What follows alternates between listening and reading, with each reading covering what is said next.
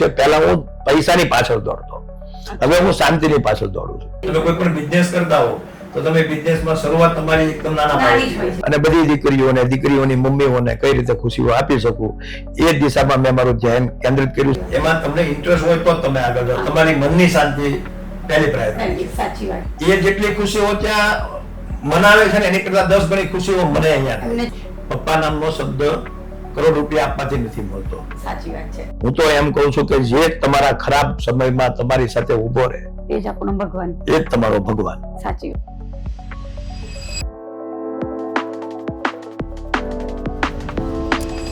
Hello, આજે આપણી સાથે છે dynamic and multitasking personality, one of the most successful business magnet, social worker, investor, diamond merchant, chairperson of PT Savani Group and yes, father of thousands of daughters, Mr. Mahesh Savani. આજે ઘણીવાર આપણે એવું સાંભળીએ છીએ કે કોઈને બાળક નથી થતું તો એમને દીકરો દત્તક લીધી, એમને દીકરી દત્તક લીધી, પણ તમારી ઓળખ એક દત્તક પિતા તરીકે છે. તો આ જર્ની વિશે તમે અમારા ઓડિયન્સને કંઈક શું કહેવા માંગો છો? બાળક નથી થતું એટલે કોઈ અનાથ આશ્રમમાંથી દીકરો એડોપ્શન લે કે દીકરી એડોપ્શન લે. જનરલી કેવું થાય છે કે જેમને બાળક ન હોય ને એ દીકરો જ એડોપ્શન લેતા હોય છે. Yes. એમને દીકરી નથી જોતી. મને કુદરતે 2 દીકરાઓ આપ્યા છે. મારા પરિવારમાં 2 દીકરાઓ છે, મિતુલ અને મોહિત. મારી ફેમિલીમાં દીકરી નથી. અને આમ જોઈએ ને તો મારા ફાધરને એ 6 ભાઈ અને 1 સિસ્ટર, એટલે એમને પણ બેન એક જ હતી. અમે 3 ભાઈ, અમારી 1 સિસ્ટર, અને અમારા 3 ભાઈના 6 બાળકો. 6 બાળકોમાંથી 5 દીકરા અને 1 દીકરી. એટલે અમારા પરિવારમાં દીકરીઓની અછત છે અને મને દીકરીઓ પ્રત્યે ખૂબ જ લાગણીઓ છે. એટલે મને એવું થાય કે જ્યારે કોઈ હું વિદાય સમારંભ જોતો, મેરેજ ફંક્શન જોતો, તો મને એવું થતું કે મને પણ એક દીકરી હોય. અને કુદરતે મને જે આ દીકરીઓના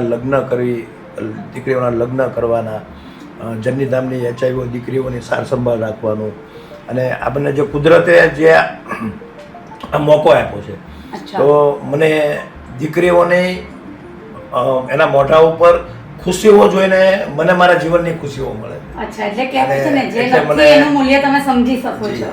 આમાં આપણે ક્યારેય પણ કોઈ સારું કામ કરતા હોઈએ, કોઈને આપણે કોઈ એક્સિડન્ટ થયું હોય ને એમને લઈને આપણે હોસ્પિટલ જઈએ અને એને તાત્કાલિક લોહીની જરૂર હોય, આપણે લોહી આપીએ અને જે આપણને ખુશી મળે કે મેં એનો જીવ બચાવ્યો, એમ મને આ દીકરીઓને ખુશીઓ આપવાથી મને મારી જિંદગીમાં ખુશીઓ મળે છે. અને એટલે હું દીકરીઓ એડોપ્શન કરતા એક દીકરીને એના પિતાની હયાતી ન હોય તો એ દીકરીને એના પિતાની કોઈ દિવસ કમી પણ ન પડે, કે સપનામાં પણ જોવે તો એને એના પપ્પા ન દેખાય અને એમાં મહેશ પપ્પા દેખાય. અને એ જે ખુશીઓ આપવાની ભગવાને મને જે શક્તિ આપી છે, જે મોકો આપ્યો છે, એવું નિભાવું છું. અચ્છા, તો આટલી સરસ અદ્ભુત શક્તિ તમારી અંદર છે, એવો અહેસાસ તમને ક્યારે થયો કે તમને આવું કામ કરવાની પ્રેરણા મળી? જ્યારથી મારા મેરેજ થયા ત્યારથી મને એમ હતું કે મારા પરિવારમાં દીકરી આવે. અચ્છા. મારા પરિવારમાં દીકરી ન આવી અને 2007 એન્ડમાં એટલે 2008માં મને પહેલી 2 દીકરીઓનું કન્યાદાન કરવાનો જ્યારે મને અવસર પ્રાપ્ત થયો. અને કહેવાય છે ને કે એક તમે સારું કામ કરો ને એટલે તમને તમારું જે માઇન્ડ છે ને એ દિશામાં કામ કરે, કે ભાઈ તમને મજા આવે, તમારા મનને આનંદ થયો, તમારા હૃદયને શાંતિ થઈ, તો એ કામમાં તમને પછી વધારે ઇન્ટરેસ્ટ આવવા માંડે.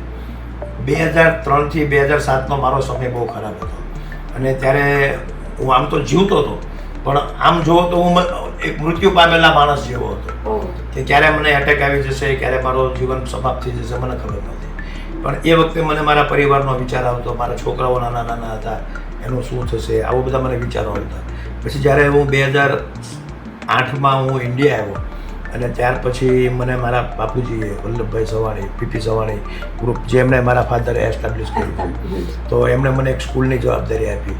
તો બધા કરતાં પહેલું કામ મેં એ કર્યું કે જે બાળકોના પપ્પા નથી એની ફી આપણે ભરીએ, કે એ મમ્મી જે વિડો ગંગા સ્વરૂપ બેન છે એને એ પ્રેશરમાંથી આપણે દૂર કરીએ. પછી ત્યારબાદ મારા ફાધરની બર્થડેમાં મેં એ પ્રોગ્રામ કર્યો. સુરતમાં 272 સ્કૂલોમાં અમારા ચેક જાય છે. અચ્છા. કે જેના પપ્પા નથી એની ફી ભરવાની.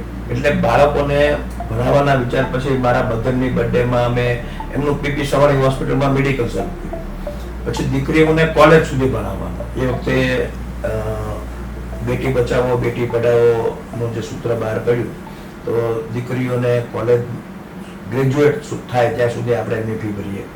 ત્યારબાદ દીકરીઓ ઉંમરલાયક થાય તો એના મેરેજ આવ્યા, પછી મેરેજનું કામ ચાલુ થયું, મેરેજ પછી પાછું એમની મેટર્નિટીનું કામ ચાલુ થયું, મેટર્નિટી પછી ક્યારેક કોઈક અમારા જમાઈના એક્સિડન્ટ થયા તો એ વળી પાછું એનું મેડિકલ ચાલુ થયું, પરિવારનું મેડિકલ ચાલુ થયું. ત્યારબાદ કોઈ જમાઈ એક્સપાયર થઈ ગયા તો વળી પાછું એને વિધવા પેન્શન ચાલુ થયું. એટલે એક કામ શરૂ કરીએ ને અને તમને આનંદ આવતો હોય ને તો એ કામ તમે છેક સુધી જાય.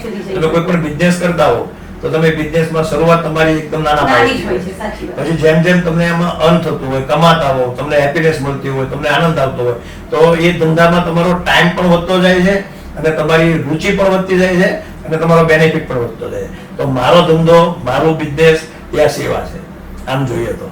તો મને જેમ જેમ હું એજ્યુકેશન, પછી મેડિકલ, પછી મેરેજ, પછી મેટર્નિટી, પછી પાછું વિધવા પેન્શન, મેડિકલ ફેસિલિટી, આ બધું હું મારા જે મારી દીકરીઓ છે જેને મેં પરણાવી છે એ દીકરીઓમાં હું આ બધા આપું.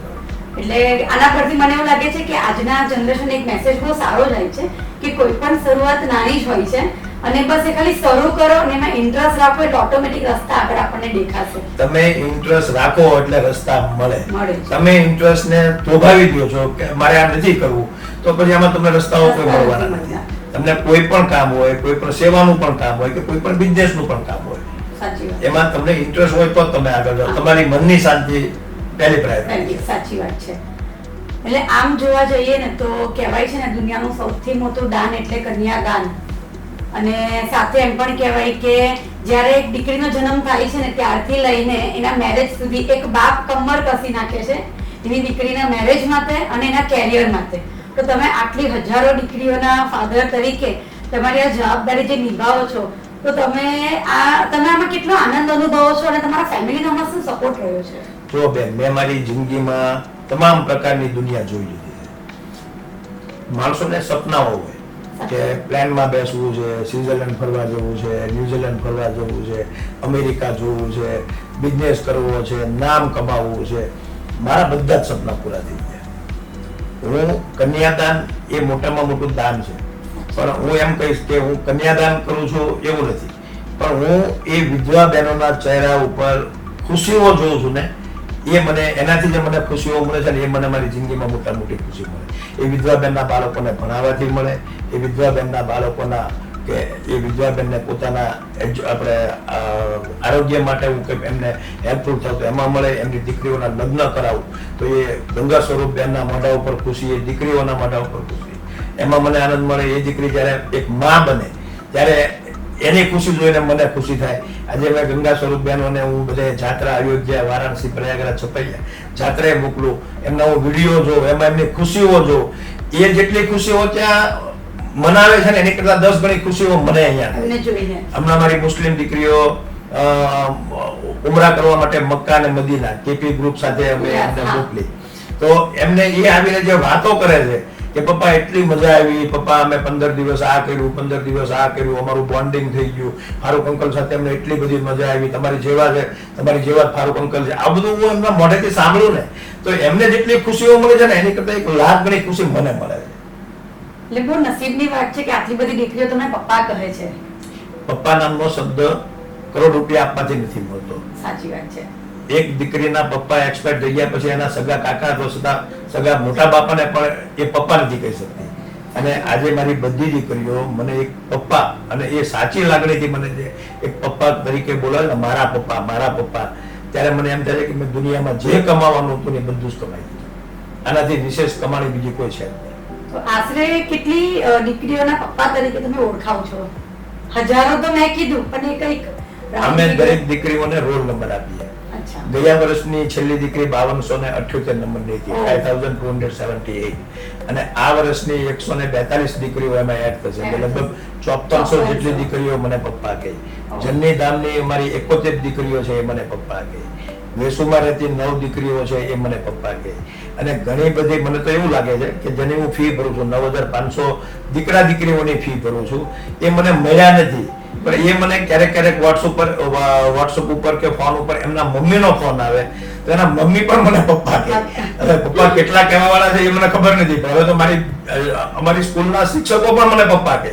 જેમ મારા બાપુજીની છાપ એક બાપુજી તરીકે પડી, એમ મારી છાપ એક પપ્પા તરીકે પડી. સ્કૂલના શિક્ષકો પણ મને પપ્પા કહે, મારા પેરેન્ટ્સ પણ મને પપ્પા કહે, અમારી દીકરીઓ પણ મને પપ્પા કહે, અમારા જમાઈઓ પણ મને પપ્પા કહે, જમની નામની દીકરીઓ પણ પપ્પા કહે, બધા મને પપ્પા. એટલે જેમ ગાંધીજી બધા જ માટે બાપુ હતા, એમને બધા જ બાપુ કહેતા હતા, એવી તો તમે બધા જ માટે પપ્પા છો અત્યારે. તો આજે અમે પોતે પણ એક પીજી ક્લિક બિઝનેસ પ્લેટફોર્મ ચલાવીએ છીએ. ફક્ત વધારે નહીં પણ 700 જ બિઝનેસ મેન વુમન એની અંદર એસોસિએટ છે. એમ છતાં પણ અમારા માટે ઘણીવાર ડિફિકલ્ટ થઈ જાય છે. કોઈ ઇનએક્ટિવ હોય ને તો અમુક વખત એ આપણને આવીને કહે કે મેડમ ઓળખો છો, હું તમારા પ્લેટફોર્મ પર છું. તો ત્યારે હું કહું ના સોરી, મને નથી યાદ આવતું. તો મને એવું લાગે છે કે જો 700માં અમારી આ હાલત થતી હોય તો તમે આટલી બધી દીકરીઓને કઈ રીતે યાદ રાખી શકો? અમારે દરેક દીકરીના રોલ નંબર હોય. અચ્છા. 2008માં જે પહેલી 2 દીકરીઓ પણ આવી, તેનો દીકા નંબર 1, દીકા 2, એવી રીતે દીકા 5278, અને હવે જે હમણાં નવી દીકરીઓ આવતા વર્ષના મેરેજ કોયલડીમાં જે એડિટિંગ જે એડ થઈ છે દીકરીઓ, એ પ્રમાણે 5279 થી શરૂ થશે, અને એ 5400 પ્લસ માઇનસ એ દીકરીઓ થશે. પણ એ દીકરીઓના રોલ નંબર યાદ રાખે. એમાં એવું હોય છે કે એક કાજલ હોય તો કાજલ 80 કાજલ છે, તો 80 કાજલ માંથી કઈ કાજલ નો ફોન આવ્યો તો એ કાજલ એનો રોલ નંબર બોલે. એટલે એમ કે હું 3412 નંબરની દીકરી બોલું છું તો એમને ખબર પડે કે 2017માં પણ આવેલી કાજલ સાવલિયા નામની દીકરી છે. એટલે પછી જેમ આપણને કહીએ ને કે આપણને જે ગમતા લોકો હોય, આપણા પરિવારમાં આપણે કોઈ આપણા બાળકનું નામ ભૂલી જઈએ, આપણે આપણા દીકરાનું નામ ભૂલી જઈએ છીએ, આપણે આપણી વાઈફનું નામ ભૂલીએ છીએ. તો એવી રીતે આ બધી મારી દીકરીઓ છે. મને તરત ગૂગલ પકડાવવા મળે કે કયા ગામની હતી, એનો પહેલા માળે ઘર હતું કે બીજા માળે ઘર હતું, કઈ ઝુંપડપટ્ટીમાં એ રહેતી હતી, હું એ ઝુંપડપટ્ટીમાં કેટલું અંદર હતું, એના ઘરમાં એ વખતે કોણ કોણ હતું, એ બધું મને મગજમાં આવવા મળે અને મને એ દીકરી યાદ આવી જાય. એટલે આજે જેમ દરેક લોકો પોતાના બિઝનેસમાં એક ઓટોમેશન સિસ્ટમ ડેવલપ કરે છે, એમ તમે આટલા સરસ યુનિક કામમાં તમે સિસ્ટમ ડેવલપ કરી છે. કદાચ હું એવું કહી શકું છું કે તમે આટલું ઇઝીલી એને રિકોલ કરી શકો છો, અને કદાચ તમારી એમાં લાગણી પણ તમે મેળવી છે. દીકરીઓએ મને લખેલા પત્ર, દીકરીઓ છે ને શરમાળ હોય, એ બોલી ન શકે, અને એમાં પણ એક બાપ વગરની દીકરી, તો એને બોલવા માટે એનામાં એ હિંમત ન હોય. જયારે મીટિંગ હોય કે કંઈક આપણે બધા ભેગા થયા હોય ત્યારે એ બોલી ન શકે. તો દીકરીઓ પત્ર દ્વારા મને લખે કે મારા પપ્પા, એની કાળીગીરી ભાષામાં લખેલું હોય કે હું 5મા ધોરણમાં હતી, મારા પપ્પાનું એક્સિડન્ટ થયું, કે કેન્સર હતું, કે એટેક આવ્યો, XYZ રીઝનની હિસાબે મારા પપ્પા એક્સપાયર થઈ ગયા. પછી મારી મમ્મી એમને પેટે પાટા બાંધીને મોટા કર્યા. હું 5મા ધોરણમાંથી હું 7 સુધી જ ભણી શકી. પછી મારી ઉપર ઘરની જવાબદારીઓ આવી ગઈ, અને પછી મને સોશિયલ મીડિયા દ્વારા અથવા તો કોઈ દીકરી દ્વારા અથવા તો કોઈ પરિવાર દ્વારા અથવા તો કોઈ ફ્રેન્ડ દ્વારા તમારો નંબર મળ્યો, પીટી સવાણીનો કોન્ટેક્ટ કર્યો. પહેલી વખત જ્યારે હું તમને મળી તો મને તમારામાં મારા પપ્પા દેખાણા, અને આજે હું એટલા વર્ષ પછી હું પપ્પા નામનો શબ્દ બોલું છું. આ દીકરીની લાગણીઓ એ પત્રમાં હોય, અને એ પત્રમાં એવું પણ લખ્યું કે મને મારા પપ્પા જ્યારે હતા ને એની હું બહુ લાડકી હતી. મારા પપ્પા મને હું નાની હતી ત્યારે મને બટકી કહીને બોલાવતા, લાડો કહીને બોલાવતા, મને ગુડ્ડી કહીને બોલાવતા. તો આ એ જે શબ્દ છે ને, એ જયારે એ દીકરીનું કન્યાદાન કરવા એના મંડપમાં જાવ ને ત્યારે હું એ જ શબ્દ દ્વારા એને સંબોધું.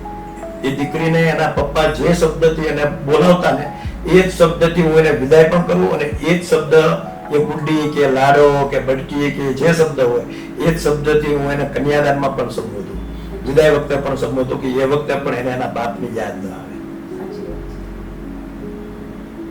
એ તમે દેખાવો ન કરી શકો, એ તમારે અંદરની લાગણીઓ હોય ને તો જ એ શબ્દ એ વખતે યાદ આવે. ઘણી બધી દીકરીઓ વોચ લાવે કે મેં મારા પપ્પા માટે વોચ લીધી હતી, કોઈ પેન લીધી હોય નાની હોય ત્યારે પપ્પા માટે, અને પપ્પાને એ જ ન હોય એ પછી ગિફ્ટ મને કરે. અમારા ઓફિસમાં ખાનામાં ઓછામાં ઓછી 300 જેટલી પેનો હોય છે, અને 20 થી 25 જેટલી ઘડિયાળો હોય છે. ઘડિયાળની કિંમત નથી, ઘડિયાળની કિંમત 100, 150, 200 રૂપિયા. એમાં જે લાગણી છે ને એની કિંમત બહુ મોટી છે. અને એ જ ઘડિયાળ કરીને એ જ મંડપમાં એના બાપની જગ્યાએ હું એનું કન્યાદાન કરવા જાઉં. અને દીકરીના પત્રમાં પણ લખ્યું કે પપ્પા તમે જયારે મારા મંડપમાં આવો, મારા લગ્ન સમયે, ત્યારે તમે આ ઘડિયાળ પહેરજો. મને ખબર છે કે મારે 17 નંબરના મંડપમાં આ ઘડિયાળ પહેરવાની છે, 26 નંબરના મંડપમાં મારે આ પેન ખીચામાં રાખવાની છે, 29 નંબરના મંડપમાં પાછી ઘડિયાળ પહેરવાની છે. તો કદાચ પિતાના સ્વરૂપમાં ભગવાન કે પછી ભગવાનના સ્વરૂપમાં ભગવાન પિતા. ભગવાન છે ને આપણા બધાના ભગવાન એ આપણું હૃદય છે. સાચી વાત છે. ભગવાન આપણે તો ભગવાનને ભાગ પાડી દીધા છે સાચી વાત છે. કે ભાઈ રામાપીર બાપા છે, મારા ખોડિયારમાં છે, મારા ચામુંડામાં છે, મારા સાહેબ બાબા છે, આપણે ભગવાનને ભાગ પાડી દીધા. સાચી વાત છે. હું તો એમ કહું છું કે જે તમારા ખરાબ સમયમાં તમારી સાથે ઉભો રહે એ જ આપણો ભગવાન. એ જ તમારો ભગવાન. સાચી વાત છે, એકદમ સાચી વાત છે. ધર્મના નામે આપણે એટલા બધા અત્યારે અવળા રસ્તા ઉપર આખો દેશ જઈ રહ્યો છે, એટલા બધા આપણે ભાગલાઓ કરી દીધા છે. સાચી વાત છે. તમને સાચો રસ્તો બતાવવા વાળા પણ ખોટા રસ્તા ઉપર છે. હું ચોક્કસ કહીશ.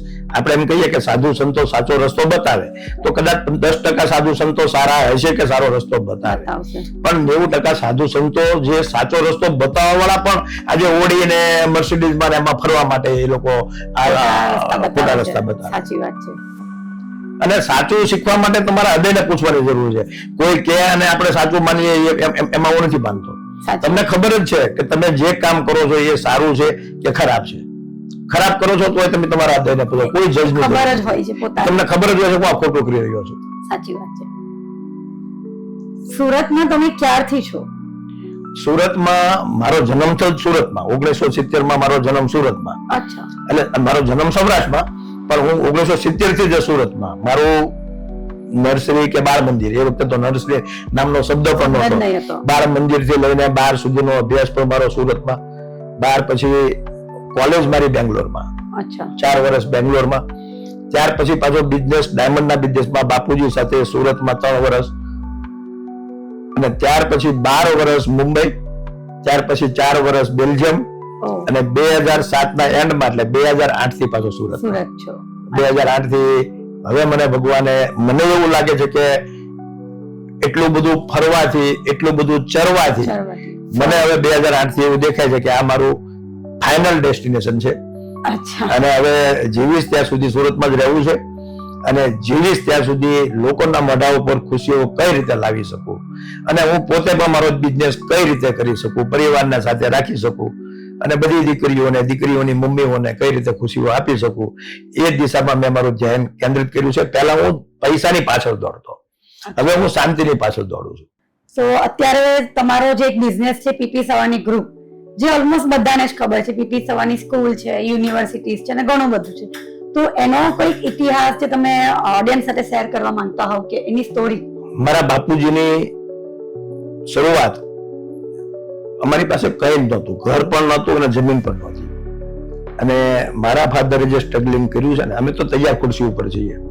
મારા ફાધર જ્યારે એક મજૂરી એટલે ડામર રોડ પથરાતો હોય અને એમાં જે મજૂરો કામ કરતા હોય ને, એ કામ મારા ફાધરે કર્યું છે. પૈસા ન હોવાને લીધે મારા ફાધર ભણી ન શક્યા, એટલે મારા ફાધરમાં એક વિચાર હતો કે હું બાળકોને ભણાવવાનું કામ કરીશ.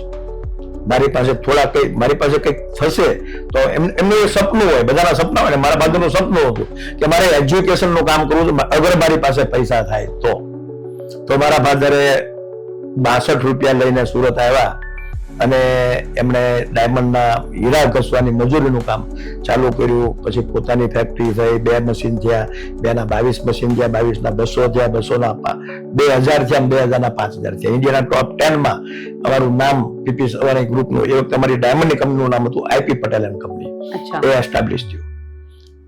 પણ ગરીબી અમે જોઈ છે, અને એ ગરીબી જોઈને મારા ફાધર એમ કહેતા કે અમે જયારે ડામર પાથરતા, રોડ ઉપર કામ કરતા, કોઈ એમ્બેસેડર ગાડી નીકળી હોય તો એ જ્યાં સુધી દેખાય ને ત્યાં સુધી અમે એ ગાડીની પાછળ ગાડીની ઉપર જોયા કે આ ગાડીમાં બેસવાનું ક્યારે મળે.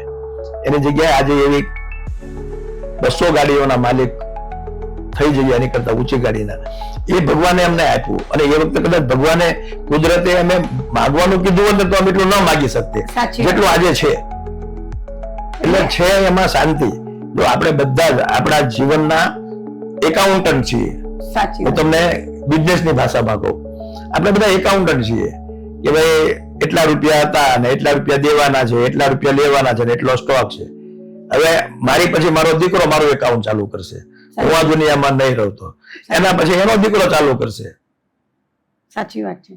એટલે આપણે બધા એકાઉન્ટ કરીને ઉપર તો એમનામ જ જવાના છે. આપણી પાસે 100 કરોડ રૂપિયા હોય તો કે 25 કરોડ રૂપિયા ઉપર જવા માટે સાથે રાખવા માટે સ્પેર નથી કરવાના. સાચી વાત છે. એટલે જેવા જન્મ લીધો છે ને એવા જ ઉપર જવાનું છે. તમારા મા બાપે તમારું જે નામ પાડ્યું છે એ નામને તમે કેટલું ટકાવી રાખો છો અને મા બાપની ઇજ્જતને કેટલી તમે મોટી કરો છો એ જ આ જીવનનું મૂલ્ય છે. આનાથી વિશેષ કઈ છે જ નહીં. બાકી અદાણી અંબાણી જેવી જિંદગી જીવે છે એવી જિંદગી 1 કરોડનો માલિક પણ જીવી શકે છે. સાચી વાત. તમારે મનથી ખુશ રહેવાની જરૂર છે. અને અત્યારે લોકો મનથી ખુશ નથી રહેતા. અત્યારે લોકો દેખાડો કરવામાં પડી ગયા છે કે હું આના કરતા મોટો, હું આના કરતા મોટો, હું આના કરતા મોટો. પણ તમે મોટા, પણ તમે એકાઉન્ટન્ટ મોટા. સાચી વાત છે.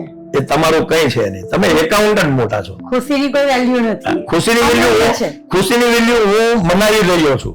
સાચી વાત. હું લોકોને ખુશીઓ આપીને ખુશીની વેલ્યુ મને મનથી એવું થાય છે કે હું એ મનાવી રહ્યો છું. સાચી વાત છે. આજે 5000 દીકરીઓ પપ્પા પપ્પા પપ્પા કરતા લગ્નમાં આવે અને એ જે તમને ખુશીઓ મળે છે ને એ અનબિલીવેબલ ખુશીઓ છે. સાચી વાત છે. મારા બાપુજી, મારા દાદા ખેતી કરતા હતા. અમને ખબર પડે છે કે એક દાણો વાવો તો 1000 દાણા નીકળે. સાચી વાત છે. વાવો ને એવું ઉગે. આ મારા ફાધર નો શબ્દ હતો. સાચી વાત. મારા ફાધર ના જે 2-3 થોટ્સ છે ને એ વાવો તેવું ઉગે. તમે જેવા લોકો સાથે વ્યવહાર કર્યા હોય એવો વ્યવહાર લોકો તમારી સાથે કરે. સાચી વાત. અને અત્યારે ફક્ત યંગ જનરેશનમાં નહીં, અત્યારે જીવ માત્રમાં આ કોમ્પિટિશન છે. સાચી વાત. કે હવે બાપામાં પણ એ કોમ્પિટિશનમાં એનો બાપ પણ દોડતો હોય તો છોકરો પણ દોડવાનો છે. હવે દોડવામાં એવું છે કે એ પહોંચી નથી વળતા તો એ એને પાડવાની કોશિશ કરે છે. સાચી વાત. અત્યારના જમાનામાં હરીફાઈ કરતા પાડીને આગળ જવું, પોતાની લીટી લાંબી નથી કરવી અને બીજાની લીટી ટૂંકી કરવી છે અને પોતે મોટું થવું છે. આ અત્યારની મેન્ટાલિટી છે. સાચી વાત. મારા ફાધર ના જે થોટ્સ હતા કે ફરે એ ચરે, બાંધ્યો ભૂખે મરે, વાવો તેવું ઉગે. તમારે વાવવું છે કે વાપરવું છે? તમે વાવો તો એ ઉગશે, વાપરી નાખશો તો 2 દિવસમાં ખતમ થઈ જશે. અને આજનું જનરેશન કે આજનો મોટો બિઝનેસમેન પણ દેખાડો કરવામાં માહિર છે. બધા જ દેખાડો કરે છે કે હું તારા કરતા મોટો, હું વધારે ખર્ચો કરું તો હું સમાજને દેખાડીશ કે હું આના કરતા વધારે અમીર છું. અને આજે કોઈ અગ્રણી કોઈ છે જ નહીં. સમજો, જેની પાસે વધારે પૈસા એ અગ્રણી. 100 અગ્રણીમાં હરીફાઈ લાગી છે કે મોટો અગ્રણી કોણ. તમે એકવાર ડોનેશન આપ્યું તો તમે પહેલી લાઈનમાં, બીજી વાર ડોનેશન ન આપ્યું તો તમે છેલ્લી લાઈનમાં. તમે અગ્રણી નથી. સાચી વાત છે. દરેક સમાજમાં અગ્રણીઓની વ્યાખ્યા બદલાય છે. પહેલાના જમાનામાં, પહેલાના સમયમાં એક એવા 2-3 લોકો હતા કે જે સમાજને, સોસાયટીને સારી દિશા બતાવતા હતા અને એ પોતે પણ સારી દિશા ઉપર હતા. હવે તો કોઈ પોતે સારી દિશા ઉપર છે નહીં તો બીજાને શું દિશા બતાવવાના? અત્યારે તો અમીર છે એ અગ્રણી. જેમ કે અને એ અમીરીમાં જે ડાઉન ગયો તો એ બીજી લાઈનમાં, એના જે ડાઉન ગયો તો ત્રીજી લાઈનમાં. એટલે જેમ સ્કૂલમાં હોય છે કે આ વખતે આનો ફર્સ્ટ આવ્યો, સેકન્ડ આવ્યો, થર્ડ આવ્યો, તો એ ફક્ત સ્કૂલ પૂરતું નહીં, સ્કૂલ પૂરી કર્યા પછી પણ એ વ્યક્તિ આ વસ્તુને નિભાવી જ રહ્યો છે કે આજે આ પહેલા નંબર પર છે, આજે આ બીજા નંબર પર. નંબર બદલાયા કરે એટલે હરીફાઈમાં રહેવાય જ નહીં. કોણ શું કરે છે, કેટલો આગળ છે, કેટલો કમાય છે, કેટલો પાછળ રહી ગયો એ વિચારવાનું. તમને ખબર છે તમે સારા રસ્તા ઉપર, સાચા રસ્તા ઉપર છો તો તમે તમારા રસ્તા ઉપર ચાલ્યા જાઓ, તમને મંજિલ ચોક્કસ મળશે. સાચી વાત છે. બહુ જ સાચી વાત છે. પણ કોઈને પાડ્યા વગર. સાચી વાત છે. અચ્છા, કદાચ મેં એવું સાંભળ્યું છે કે સુરતમાં તમે એવી પહેલી વ્યક્તિ છો કે જે એક રિયાલિટી શો ઇન્ડિયન આઈડલમાં પણ તમે જઈ ચૂક્યા છો. હા, ઇન્ડિયન આઈડલમાં હું એઝ એ ગેસ્ટ તરીકે મને બોલાવવામાં આવ્યો હતો. અને એ પણ ઇન્ડિયન આઈડલમાં દરેક શોમાં કોઈને કોઈ સેલિબ્રિટી અથવા તો કોઈ એવું કામ, સારું સોશિયલ કામ કરતા હોય એમને એ લોકો ઇન્વાઇટ કરતા હોય છે અને એમાં મને બોલાવ્યો હતો અને હું એમાં ગયો હતો. તમારો અનુભવ કેવો રહ્યો હતો? શું ફીલ તમને થયું હતું? એ વખતે તો જરા કોમેડી પણ થઈ ગઈ હતી. સાચી વાત. હા, ઇન્ડિયન આઈડલમાં જે જજીસ હોય છે તો એમાં ડગલાની, મને નામ નથી આવડતું, ડગલાની કરીને જજીસ હતા. તો એમણે કીધું કે મારે પીપી સવાણી પરિવારમાં જોડાવવું છે તો અમારે શું કરવું પડે? તો મેં કીધું તમારે એ જેન્ટ્સ હતા તો મેં એમને કીધું કે તમારે, એટલે એમને દીકરી તો બનાવી ન શકાય, તો મેં કીધું તમારે અમારા જમાઈ બનવું પડે. અને પછી મને ખબર પડે કે એમના લગ્ન હજી બાકી હતા. એટલે એક વસ્તુ છે કે એનાથી બે વ્યક્તિઓને પણ એ મારો શો જોવાથી બે વ્યક્તિઓને એમ થયું હોય કે ભાઈ અમે અમારા પરિવારમાં કોઈ બાપ વગરની દીકરી છે, યા તો એને ભણાવવા માટે મદદ કરીએ, યા તો એના કોઈ મેડિકલ કામ માટે મદદ કરીએ, યા તો એના મેરેજ કરાવવા માટે અમે એને મદદરૂપ કરીએ. કઈ કામ ન કરીએ તો એને નડીએ નહીં, એ પણ એક મોટું કામ છે. એવું પણ જો કદાચ 2-5 લોકોને થયું હોય તો એ પ્રોગ્રામમાં ગયા એની સફળતા. સાચી વાત છે. થોડુંક આપણે કહેવાય છે ને કે આમ આદમી પાર્ટી જેમાં તમે એક સમયે જોડાયા હતા, તો અત્યારે તમે સ્ટીલ તમારું એક્ઝિસ્ટન્સ એમાં છે કે પછી કઈ તમે ભૂમિકામાં છો, એ જો તમે કઈક શેર કરી શકતા હોવ. અત્યારે હું પપ્પાની ભૂમિકામાં છું. અચ્છા. અત્યારે હું પાર્ટી, જો હું પહેલેથી જ બીજેપી નો કાર્યકર્તા તરીકે રહેલો છું 2008 થી, જ્યારથી હું ઇન્ડિયામાં આવ્યો. ત્યારથી જયારે મોદી સાહેબ અને અમિતભાઈ ઇન્ડિયામાં હતા, આપણે ગુજરાતમાં હતા, ત્યારથી હું એમની સાથે મારા સારા સંબંધો હતા. આમ આદમી પાર્ટી કોવિડ પછીના સમયમાં મને થોડુંક જે સોશિયલી મને એવું લાગ્યું કે આ ખોટું થઈ રહ્યું છે, લોકો મરતા હતા, રેમડેસિવિર ઇન્જેક્શનો માટે તરફડતા હતા, તો હું આમ આદમી પાર્ટીમાં ગયો. પણ હું રાજકારણનો માણસ જ નથી. રાજકારણના કાળા દાવા સાથેનો હું માણસ નથી.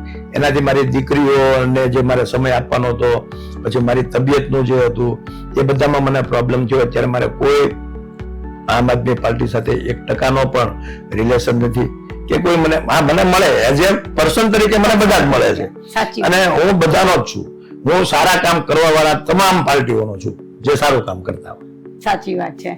તો ઘણી સરસ તમારી સાથે ચર્ચા વિચારણા રહી, અને મને એવું લાગે છે કે આના પરથી એક મેસેજ ચોક્કસ જાય છે કે કઈ પણ વસ્તુ કરવા માટે ખાલી ઈચ્છા હોવી જોઈએ, એક સારો વિચાર, એક નાનો વિચાર આપણે કહેવાય ને, ઘણું બધું આપણે કુદરત કરાવી આપે છે જો એક આપણી સારી ભાવના હોય છે. તમારા પરથી મને અત્યારે ખાલી એ જ હું એક મેસેજ લઈ શકું છું કે બસ એક સારો વિચાર, સારી ઈચ્છા અને સારી ભાવના જો આપણામાં એ હોય ને તો કુદરત તો આપણને સાથ આપે જ છે.